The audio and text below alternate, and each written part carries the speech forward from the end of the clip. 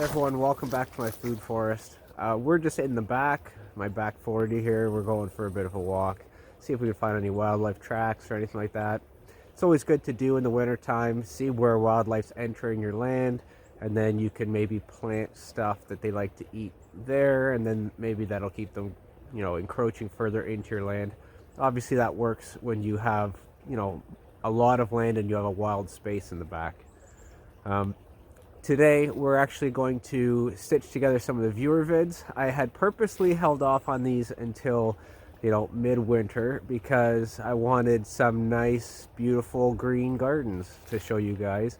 So if you sent me viewer vids earlier and you're wondering what the heck, where are the viewer vid video, here we go. So this is the viewer vids, and I hope you guys enjoy.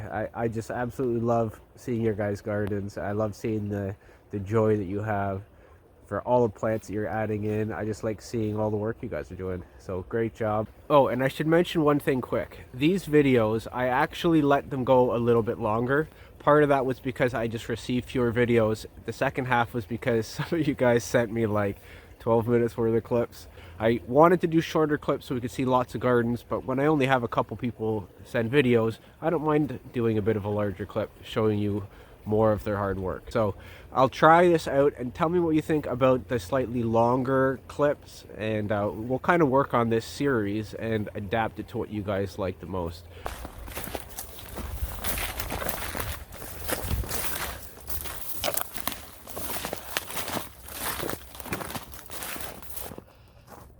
All right, come on, back inside. You guys are cold.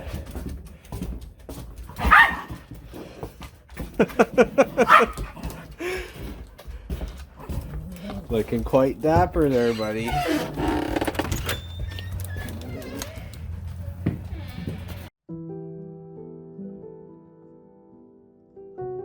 Good morning from Michigan. Most of my gardening is centered in my front yard in sort of a horseshoe shape, which I am slowly working from the edges and going inward. On the side over here, you'll see I've got 3 little hazelnuts, and I have Comfrey working on defining the edges. I got some rootlets through the mail earlier in the spring. Plum trees dotted throughout because I really like plums. These are the Italian prune plum variety, and I got them from my conservation district. So this is the peach tree, which has done amazingly, and I did let a few of the below the graft shoots live. I don't know if that's going to help with proper pollination. I don't even know if it's on a peach tree. Perhaps it's on apricot roots. I am going to figure that out as it fruits. So here is another plum, and another plum. This one is my poor, sad plum. As you can see, it doesn't have really many leaves left. It's struggling. I've got some Jerusalem artichokes along the driveway here. So the driveway had started to transition to soil instead of being gravel, so I decided to help that along with some waterworks. I don't know if you can see that very well on camera, but there is a little trench dug in sort of a serpentine pattern, and I hilled the dirt up on top and planted the Jerusalem artichokes there. All of the water that comes off of my roof goes through here and does not go to the street. And my large strawberry patch that I took the majority of my runners off of this year. I did get, this is my second year. I started with about 10 plants, so that is a large patch. I did plant them pretty closely because I didn't really understand how much strawberries were going to runner. And underneath my Jerusalem artichoke, you'll see I've got some rhubarb there and some rhubarb over there as well. I recently moved those because they were getting shaded out by my backyard raspberry patch. And I almost forgot my lovely little pond hill here. I did let this oregano completely bolt and go to flower this year. There were bees all over it. I still see bees very frequently. I did not get a lot of oregano, but that is okay. I got plenty of insect activity, which is amazing.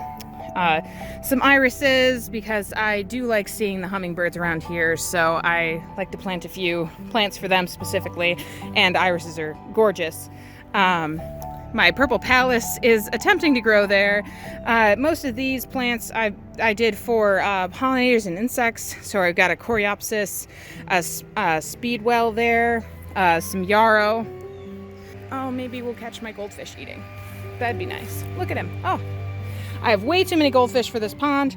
My friend built a pond. I've been trying to give them some of my goldfish, but my goldfish are excellent at escaping me when I'm trying to catch them. As you can see, there's a lot going on, but I still have so much room for more plants. I do have a very active sidewalk to the side. That's why I chose to put the herbs out front like that. It's great to interact with people while I'm out here in the front.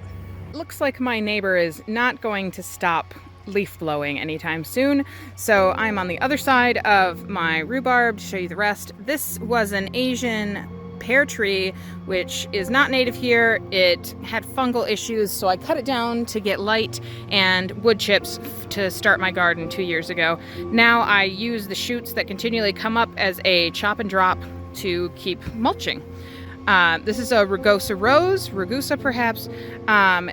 You aren't supposed to trim them. They sort of just get a big thicket, and they have very tasty petals, and the hips are quite good too.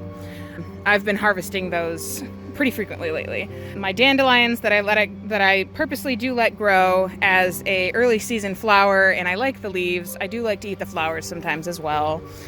My very large lemon balm plant, this is its second year. I planted it toward the end of last year. Got it as a transplant. It's quite large now, so I'm gonna have to start probably controlling that or deciding where it's going to go. More dandelions, a small lavender plant, one of 4 haskcaps. This one is probably doing the best, even though it lost its leaves early in the season. This is my chamomile. It sort of fell over because we had a period of a lot of high winds and rain, so it just took out a lot of the taller plants. I grew this from seed, this garden sage. I actually tried to make this whole front bed like a sage and parsley mix, and these 2 sages were the only seeds I got to set. I do have 2 hardy kiwis on this front trellis and the second trellis back there.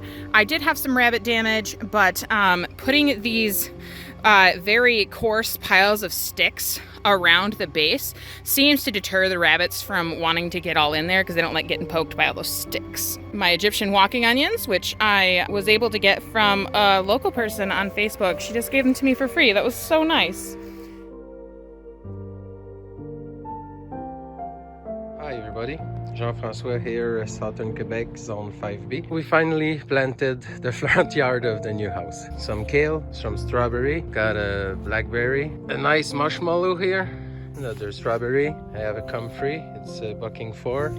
Just in front of there with some calendula. Here is oregano, that's taking over. Some sting nettle, like some volunteer. Over here I have lemon mint, I have aronia, I have a huge hollyhock. Over here we have a Juliet, dwarf cherry. Keith, this one it's probably because of you. I didn't know we could grow figs, so we planted one. I already took 2 cuttings from this one that worked, so if he dies, I have another one for the 2 to plant. Here we have a papa. I think it's Potomac. I have the cherry tree that was planted 2 years ago. Everything got built around this because of that. And before we continue, I forgot the little baby. I've got cranberry here, American Steven. Beside we have another hazelnut. Behind the patch that we didn't see yet, there's a little row of raspberry. Different one. I took yellow one, I have black one, and I have like normal red one. There's another one here, another one there, and some other here. 2 other hazelnut. That kind of an experiment. I put those 2 together to be sure for pollination. And I have some coneflower, wild one, that I've put there. I moved it from somewhere else. We come back here for the middle patch. Strawberry, aster. I have the dwarf cherry, Romeo. Vaccinium, red candy. That's a little part that fell off from the root ball. The main plant is over here. Strawberry, hyssop. It's the anise one. I have a hyacinth bean that really spread. I didn't give him anything to crawl on, so he had fun. I have a wild bean somewhere in there. Wild arugula, that's all the yellow flower that you see everywhere. And some Malabar spinach. Now it froze, but everything stayed like dwarf like this. Didn't die. Here is lavage. The lavage too. They didn't grow, they didn't die, but stayed like that. Pretty funny. Here's a patch that I did last week or 2 weeks ago that joined this one. I'm waiting for some plant next week. Here is my kind of polyculture in a pot. That's the bin that every year I put my overwintered hot pepper plant. Fall's here. Everything's dead. So long, garden. I hardly grew ye. Don't worry though. I still have all my containers. I'm hoping I have a few that will still stay green throughout the winter this time. Mainly mint, possibly parsley. You can stop counting. There's 20 of them. I even have another 6 ready for next year. Any good suggestions for 4B container plants? It barely fits now. What'll I do? I made a lot of compost, but I have a lot more to make. Pitter patter. Good biomatter.